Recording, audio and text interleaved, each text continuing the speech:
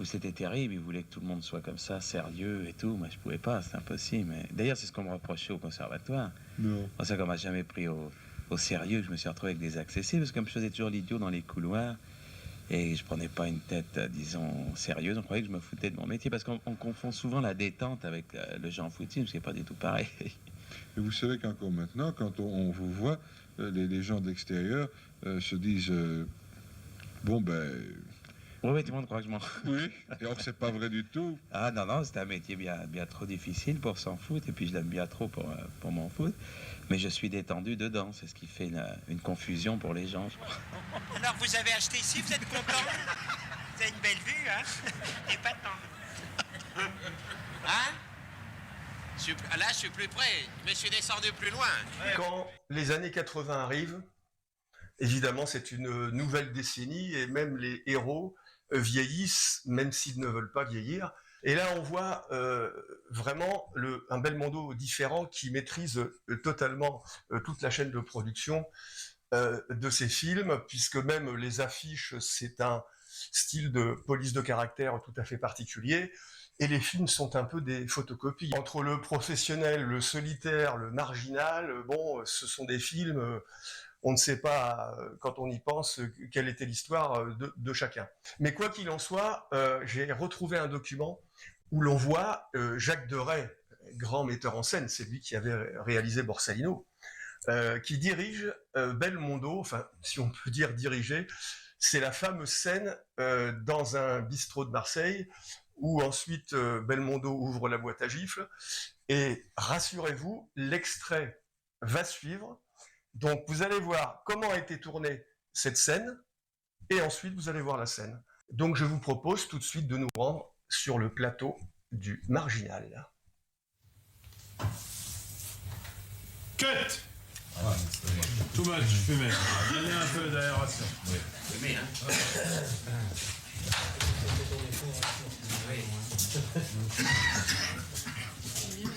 Là. Bon. Ok. Bonjour messieurs. J'ai une petite faim. Je suis pressé. Garçon. Bon, le plan commence là. Ferme la porte. Bonjour messieurs. Donc c'est après le bonjour messieurs, après que tu aies regardé les deux acolytes. Bonjour messieurs, ils s'approchent. Bon, j'ai une petite faim, qu'est-ce que je pourrais prendre, garçon? Et Jean-Paul, en attendant, tu prends un œuf, hein, et on crée ce malaise, et quand tu prends un œuf, un grand sourire à l'un et à l'autre. Voilà, lui, et on fait le pan du verre après. Ok. Donc, tu prends tout ton temps. Tout le temps, ouais. Parce que quand lui il repart, j'avance un petit peu sur toi pour t'isoler complètement. On crée ce malaise. Bien, on répète une fois avec Jean-Paul et on tourne. C'est fermé ou bien? Un petit peu fermé. Voilà. Bonjour messieurs, j'ai une petite faim, je suis pressé, garçon. On répète. Action! Bonjour mesdames. J'ai une petite faim, je suis pressé, garçon. Georges. Ah, très bien, Georges. Donnez-moi... Qu'est-ce que vous allez me proposer? Non, je m'appelle. Tu m'appelles Georges? Non, je m'appelle Georges. Eh bien, saucisse frites. D'accord. J'ai une petite faim, je suis pressé. Qu'est-ce que vous avez à me donner? Moi? Oui. Oui. Oh, reste. Deux partout. McEnroe a perdu. Tie break. Ils sont à 2-2. Oui. Toi, je l'ai tendu. Voilà. Voilà. Tu me laisses passer maintenant. Couvert de place. Je m'en parle de garde. Moteur.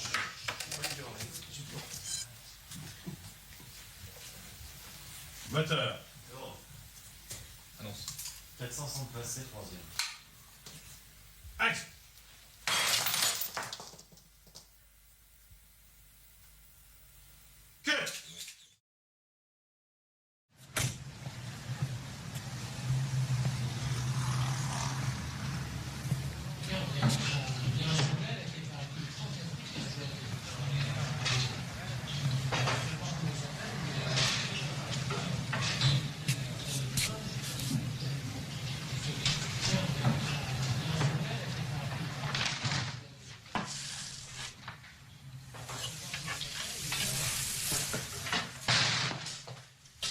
Bonsoir, messieurs. Oui, J'ai une petite faim. Je suis pressé, garçon. je m'appelle Georges. Alors, Georges, un steak frit.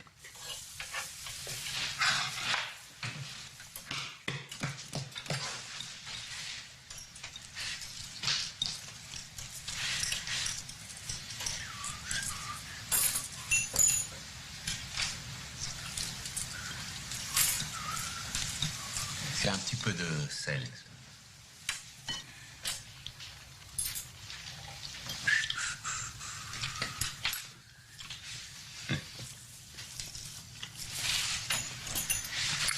Oh là là là là là. Tu es le con. Regarde-moi ça. Ah ouais, bah non, je suis d'une maladresse. Ah ouais, bah t'as de la place pourtant. Ah mon petit Georges, vous remettez ça, hein.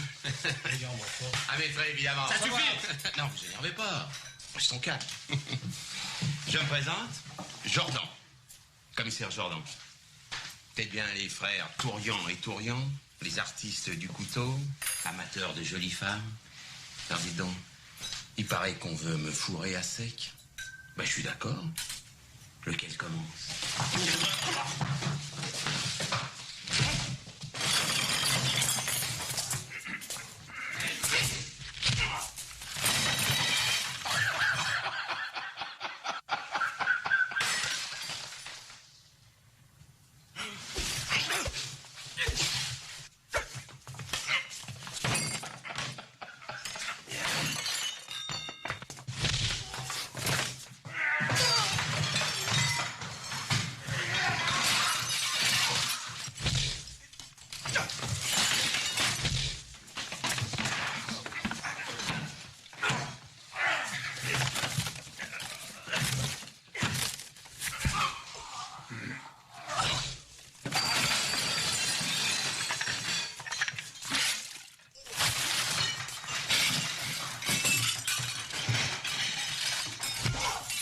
Dans la petite bande-annonce que j'avais fait de ce numéro, j'avais dit que en fait Belmondo avait quand même été un exemple aussi pour beaucoup d'entre nous, notamment bien sûr par sa joie de vivre, par son énergie, la sympathie qui sortait de lui, et aussi le courage qu'il a eu dans la maladie.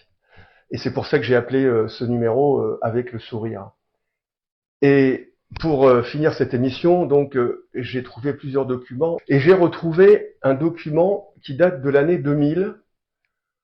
Il faut savoir que Jean-Paul Belmondo va avoir son AVC en 2001, mais il mourra 20 ans plus tard. Donc sa vie ne s'arrête pas là. C'est toute l'énergie de cet homme qui ne se plaint pas et qui a le sourire.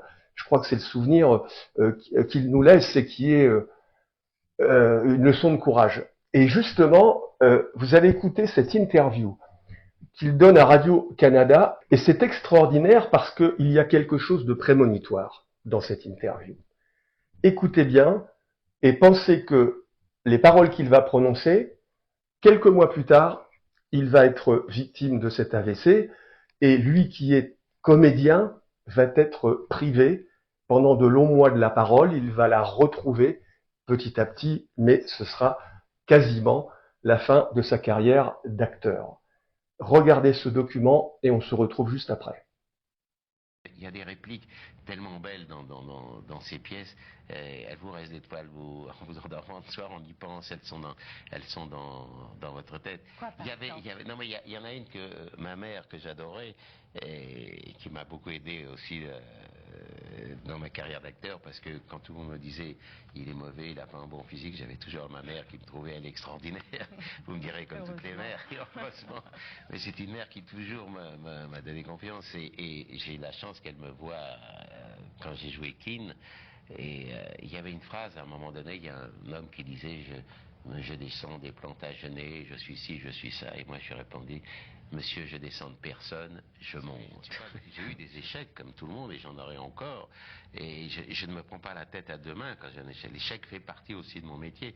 Le succès, quand je l'ai, je suis quelqu'un qui...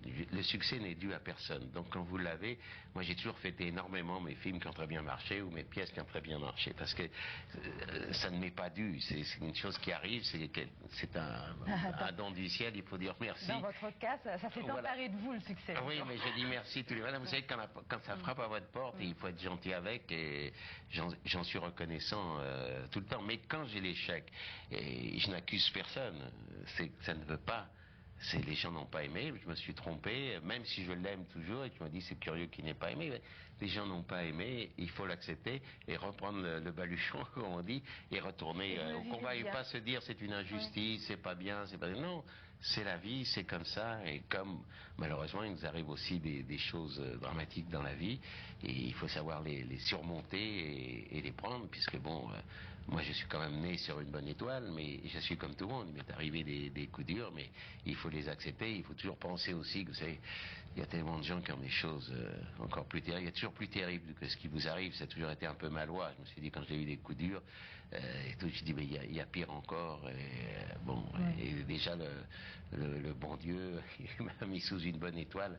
Donc, je pourrais pas me plaindre. Regardez, aujourd'hui, si tout s'arrêtait pour moi, ben, j'aurais pas le droit de me plaindre. Je me dirais, bon, ben, merci mon Dieu, quand même.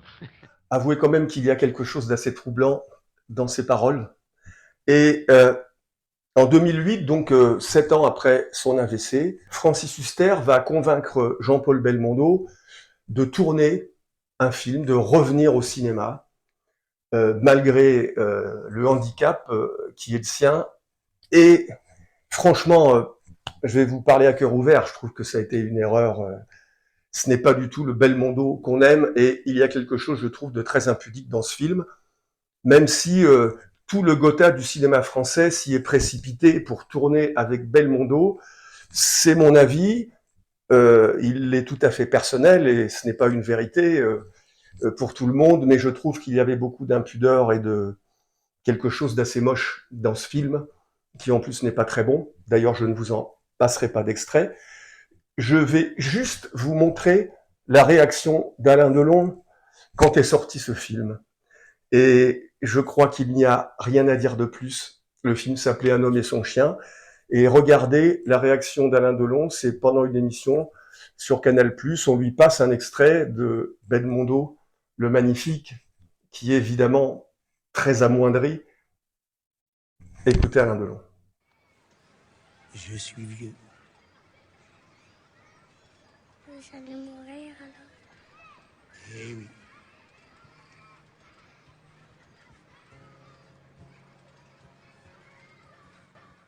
J'ai le sentiment que ce film vous fait de la peine.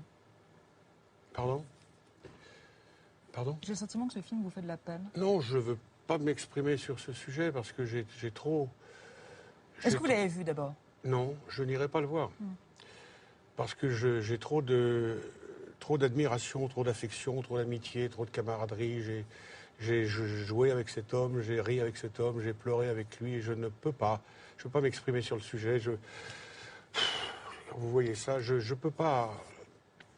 J'espère simplement qu'il a été heureux, que ça lui a fait du bien, que ça lui a apporté quelque chose. Mais sur le principe, je suis contre tout le reste. Ouais. Jean-Paul, c'est Jean-Paul. On n'a pas le droit de faire certaines choses, de montrer certaines choses. Ouais.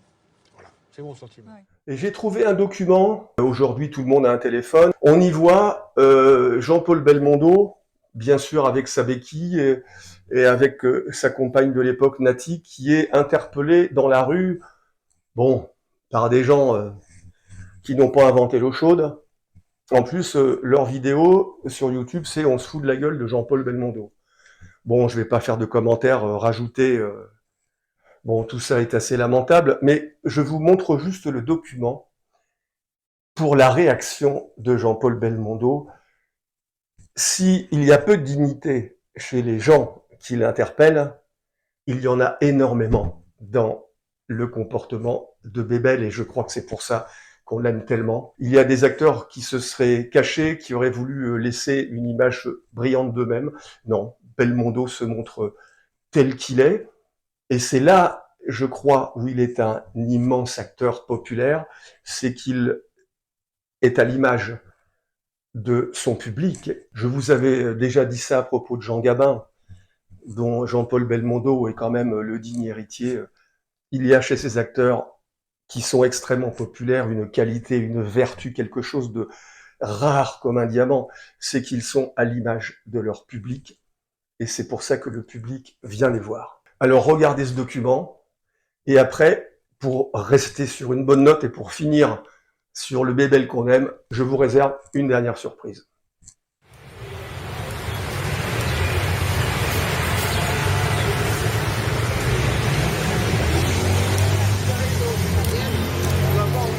Jean-Paul Belmondo, ça va? Ça va.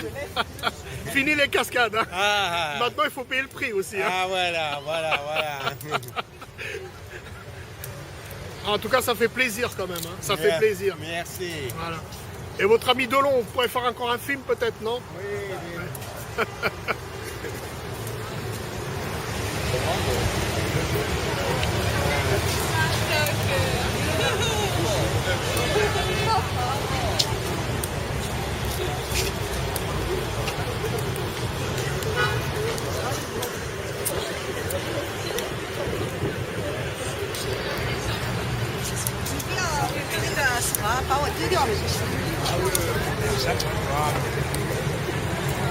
Merci Jean-Paul. Allez. Et à bientôt. À Ça nous fait bientôt. plaisir. C'est votre compagne? Oui. Ah, elle est bien jolie en plus. Hein. Le chien, il n'est pas là, non? Ah. Il est resté à la maison. Oui, voilà. Au revoir, bonne soirée, bonne journée. Au revoir. Et en 2000, un an avant son AVC, Jean-Paul Belmondo va tourner 2 films. Un qu'on peut éviter de voir, c'est malheureusement le dernier qu'il tourne avec Philippe de Broca, Amazon, qui n'est pas vraiment une réussite. Ce n'est plus le bébel des tribulations d'un Chinois en Chine ou de l'homme de Rio. Et il tourne aussi dans le film de Bertrand Blier, Les Acteurs, qui est un film qui réunit tous les plus grands acteurs français. Bon, c'est Bertrand Blier. Les Acteurs est un bon film si on s'intéresse aux acteurs français. C'est un film d'atmosphère, de loufoquerie, tel que l'aime beaucoup Bertrand Blier. Mais il y a eu un making-of, et le making-of est beaucoup plus intéressant que le film. Et dans ce making-of, on voit la scène qu'a tournée Belmondo dans Les Acteurs. Et je crois que c'est vraiment... D'abord, on y voit, bien sûr, la légendaire décontraction de Bébel, vous allez le voir dans le détail. Mais en plus, il y a là aussi quelque chose de prémonitoire dans ce que lui fait jouer Bertrand Blier. Il y a quand même des choses troublantes dans la vie, et le cinéma est aussi quelque chose qui dépasse presque la vie. Là, je parle comme Claude Lelouch, le cinéma, c'est la vie en plus fort, parce que le cinéma ne s'arrête jamais, contrairement à la vie. Et regardez le tournage de cette scène, et ce que va dire Belmondo, ce sont presque des adieux à son public. Et regardez. Elle est belle, la lumière. Tu vas la voir, ta nomination, t'inquiète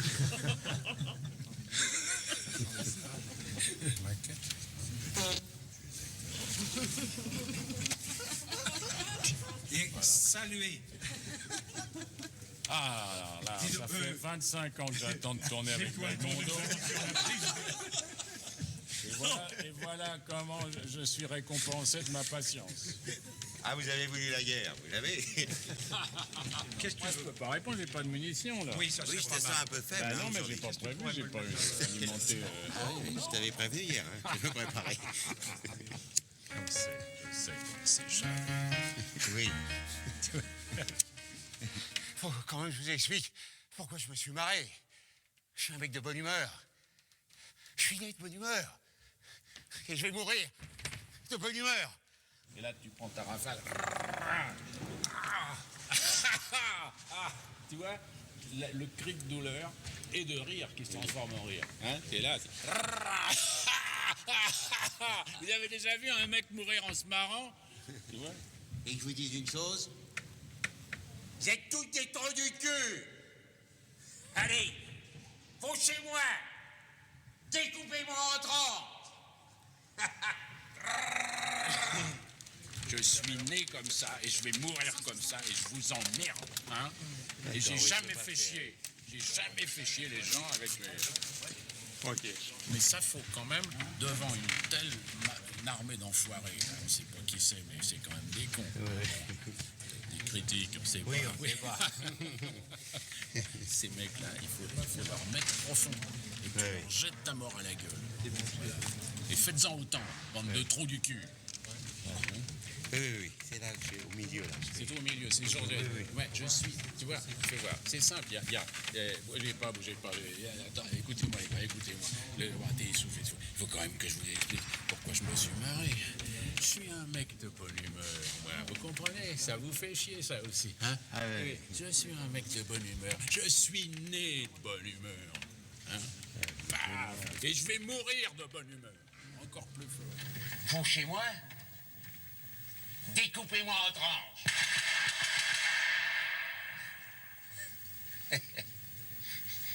Vous avez déjà vu ça? Un mec qui meurt en se marrant. Ça, c'est bien. Formidable. Ça. Ah, ouais. Non, puis c'est joli parce qu'elle est conforme à ta légende, à ton jeu, à toutes les choses qu'on trouve de bout de souffle. Oui. Hein? Très comme ça. Hein? Ouais. On l'attire. Voilà, c'était Bébel, Jean-Paul Belmondo. Il est parti, presque en riant. Le film de Bertrand Blier, à mon avis, n'est pas loin de la vérité. Quel panache, quelle joie de vivre, quelle énergie. Il n'y a eu qu'un Bébel, les grandes stars sont uniques. Donc j'espère que cette petite émission vous aura donné envie de revoir des films de Jean-Paul Belmondo, dont La Shkumun, qui est un de mes films préférés. Et pour ceux qui ne connaissaient pas trop bien la vie de Jean-Paul Belmondo, les plus jeunes, peut-être qu'ils auront découvert le personnage que c'était.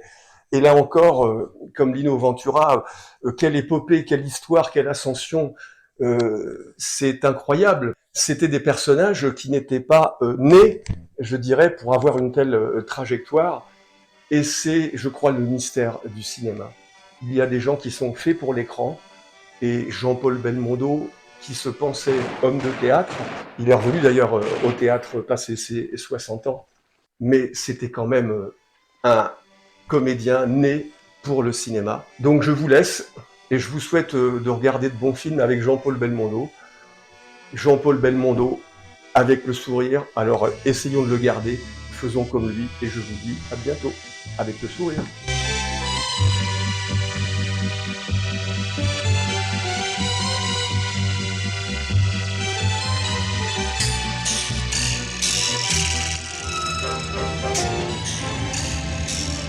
Si vous n'aimez pas la mer,